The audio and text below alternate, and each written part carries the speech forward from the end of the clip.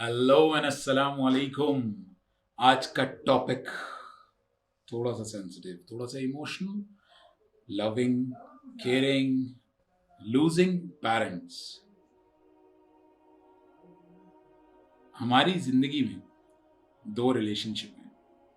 एक होता है माँ, अम्मी, मामा, किसी भी एंगल में पुकारिए। दूसरा होता है बाप, अब्बू, पापा, बाबा। ये भी किसी भी एंगल में पुकारिए, किसी भी नाम से पुकारिए। ये कौन लोग हैं आपकी जिंदगी में? ये होते हैं तो अलग एहसास होता है, ये पास होते हैं तो अलग एहसास होता है, ये साथ होते हैं तो अलग एहसास होता है, ये दूर चले जाते हैं, यानी कि आप कहीं चले जाते हैं, फॉर्चुनेटली या अनफॉर्चुनेटली आप साथ नहीं रह पाते, तो वो एक अलग एहसास होता है। बट जब जिंदगी से, इस दुनिया से चले जाते हैं, तो वो एहसास बिल्कुल ही अलग होता है। ये वो एहसास है जिंदगी में जो कि इंसान को ऐसे नहीं समझ में आता। ये वो है जो कहते हैं ना कि इंसान अपने तजुर्बों पे सीखता है। तो ये एक वो वाहिद तजुर्बा है, ये वो वाहिद ज़िंदगी का स्टेप है, या वो वाहिद ज़िंदगी का मोमेंट है।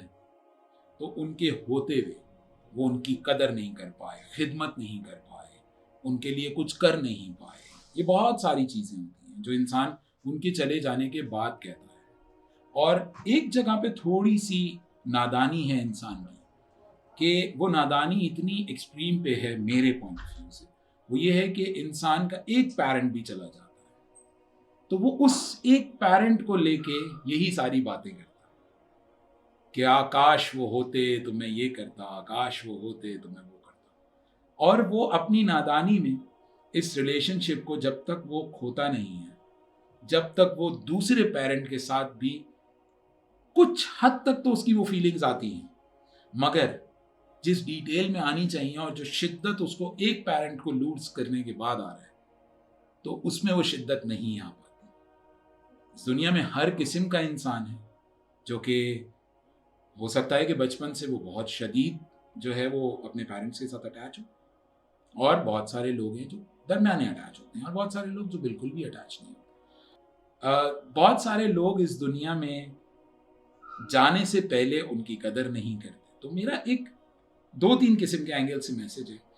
ये जो पेरेंट्स ना, पेरेंट्स अगर थोड़ा सा हम उस रिलीजन को, हम अपने जो एक बहुत ही प्यारा मज़हब है इस्लाम जिससे मैं ताल्लुक़ रखता हूँ, कि रब्बुल इज़्ज़त ने बेसिकली माँ बाप से उफ तक की गुंजाइश नहीं छोड़ी। तो ये वो रिलेशनशिप नहीं है कि किसी के आने या ना आने से, या होने या ना होने से ये रिलेशनशिप की कदर या उसका कोई भी एहसास कम होना चाहिए।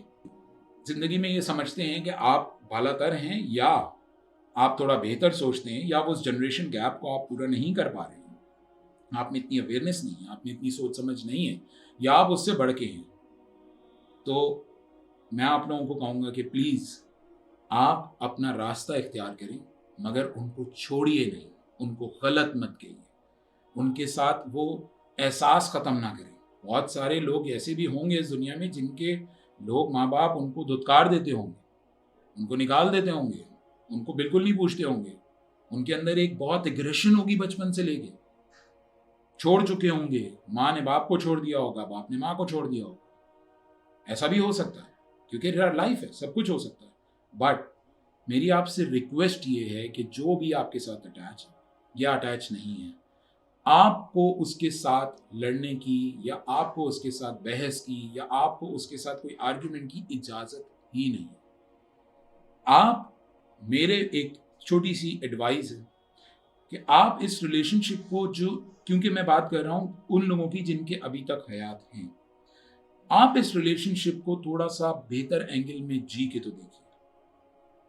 हम जब टीवी पे या हमारे जितने भी मीडियम्स हैं जिसके ऊपर डिस्कशन होती है, जब उसके ऊपर माँ का जिक्र होता है, तो हम बस उसी वक्त लेके माँ माँ माँ, मदर्स डे मदर्स डे, अब फादर्स डे भी थोड़ा सा ऑन हो गया है। क्या इन्हीं दिनों के लिए होते हैं? मेरा मानना तो ये है कि हर सांस में होते हैं, वो तो हर जगह पर होते हैं।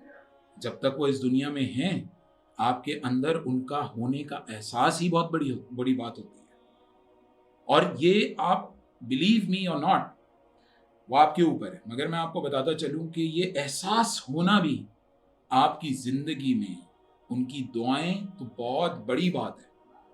अगर ये एहसास भी आप अपनी ज़िंदगी में ये रखते हैं कि यार मेरे एक पेरेंट हैं, मुझे उनके साथ उफ नहीं करनी चाहिए, अगर मैं उनको फॉलो नहीं कर पा रहा हूँ तो मैं इखलाकन उनके साथ कोई बुरी बात या उनकी बदतमीजी ना कर सकूं, कम से कम ये ज़रूर करें। कम से कम मेरा ये बिल्कुल भी मतलब नहीं है कि लोग अपने माँ बाप का ख्याल नहीं रखते, मगर इस दुनिया में लोग हैं जो उनके होने का फ़ायदा उनको नहीं देते, उनके होने का एहसास उनको नहीं दिलाते, जो कि एहसास बहुत ज़्यादा ज़रूरी है। क्योंकि रब्बुल इज़्ज़त ने इस रिश्ते को जितनी हैसियत दी है, जितना इस बात को एक अलग एंगल में बार बार दोहराया है, तो रब तो कोई बात ऐसे ही नहीं कहेगा।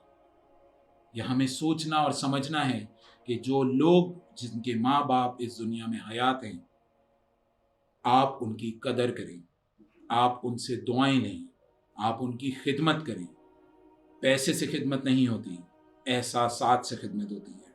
मेरी बात को आप मानिएगा कि पैसा तो उन्होंने कमा के आपको बड़ा किया है, तो अगर आप उनको पैसा देंगे तो आई बिलीव कि उनके लिए वो पैसे से ज़्यादा, जिस तरह से आप नादान थे और पैदा हुए थे, जब उन्होंने उस नादानी में आपको पैदा करा है, आज जब वो बूढ़े हो जाते हैं या वो एक ऐसी मैच्योरिटी से या ऐसी एक अपने करियर के लेवल से या इस लाइफ के उस 40, 50, 55, 60 पे पहुंच जाते हैं, तो उनको वापस से वो चीज़ आ जाती है कि अब उनको प्यार चाहिए, मोहब्बत चाहिए, एहसास चाहिए।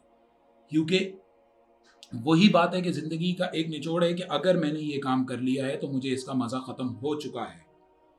जब उसका मज़ा ख़त्म हो गया तो ये सोचें कि आपके पेरेंट के अंदर उसका मज़ा ख़त्म हो चुका है।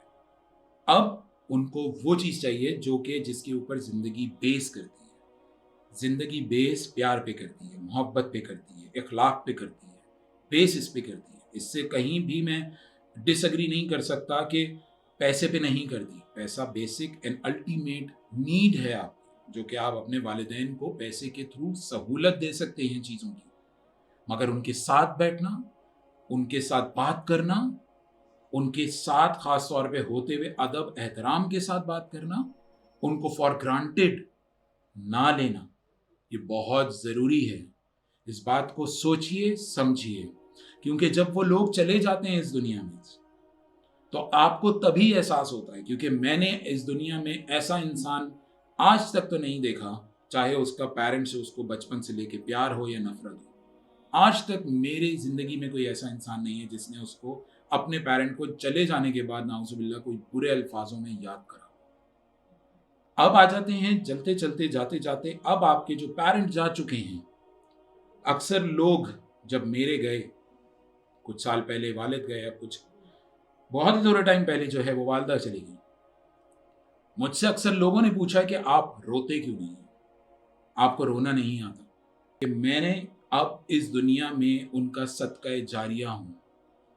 रोना इज, जहाँ तक मेरी सोच समझ है, किसी भी इंसान के लिए रोना is not a good habit. अच्छी बात रोना नहीं होता। उस इंसान जो कि कब्र में जा चुके हैं, कि आज से जब वो गए हैं उस दिन से लेके अब आप उनका सदका जारिया हैं, आप उनकी रिफ्लेक्शन हैं। आपकी ज़िंदगी में मैं ये नहीं कहता कि 100% ज़िंदगी बेस्ट हो जाती है और बेहतरीन हो जाती है, मगर अगर आप ये सोचते हैं कि मैंने अपने माँ बाप के लिए कुछ ऐसा करना है, या मैं अपने माँ बाप से अनगिनत प्यार करता हूँ, मुझे उनके जाने का बहुत दुख है, तो दुख को मेरे प्यारों निकालो अपने अंदर से, और उसको निकालो इस तरह से कि कोई गलती नहीं करूँगा, कोई हराम नहीं कमाऊँगा, कोई बदतमीज़ी नहीं करूँगा, कोई बदअखलाक़ी नहीं करूँगा। जो जो अपनी ज़िंदगी में मैं अब काम करूँगा वो एक बेहतर एंगल में होंगे, तमीज़ से होंगे, मेरे बातों में इखलाक आ जाएगा, मेरे अंदाज में इखलाक आ जाएगा। मैं ये नहीं कहता कि ज़िंदगी जीना छोड़ दें और हंसना छोड़ दें, मुस्कुराना छोड़ दें। हर चीज़ इखलाक के दायरे में की जा सकती है। और एक और बात बोली गई है रब्बुल इज़्ज़त ने कि अगर आपको उनके साथ कोई और उनको अजर पहुंचाना है, तो हमारा उनके होते हुए आजकल के दौर में पिछले कुछ अरसे से मैं देख रहा हूँ कि बहुत सारे लोग ये सोचते हैं, यार ये मेरी ये रिलेशन, मैं रिलेशन का नाम इसलिए नहीं ले रहा हूँ क्योंकि बहुत सारे लोग उस रिलेशन को फिर रिकॉल करने लग जाते हैं। ये रिलेशन जो है ननियाल में और ददियाल में, इसने मेरी माँ और बाप को बहुत इफेक्ट करा है उनके होते हुए। और वो सोच रहा होता है कि उनके ना होते हुए तो मैं उसको पूछूंगा नहीं और मैं ये नहीं करूंगा, मगर रब ने ये नहीं फरमाया। अगर आप अपने वालिदैन के किसी भी जानने वाले के साथ उनके जाने के बाद खुश उसलूबी से, एक अखलाक से पेश आते हैं, तो ये भी उनको इसका अजर जाता है कि ये अजर एक इस तरह से आपके साथ ज़िंदगी में शामिल रहता है जैसे कि उनके होते हुए उनकी दुआएं। बहुत लोग सोचते हैं कि मेरी माँ चली गई तो मेरी दुआएं चली गई, मेरा वालिद चला गया तो मेरी दुआएं चली गई, मेरा सर का साया चला गया। मगर आप जब सदका जारिया हैं, आप उनकी अच्छी रिफ्लेक्शन हैं, आप अच्छे काम करते हैं, तो वो आपके साथ कंटिन्यू है और ये हमेशा रहेगी। जब जब आप अच्छा काम करेंगे, आपकी अच्छे अमल का अजर रब्बुल इज़्ज़त आपके वालिदैन को कब्र में भी देगा और बाहर ऊपर जाके दूसरे जहान में भी देगा।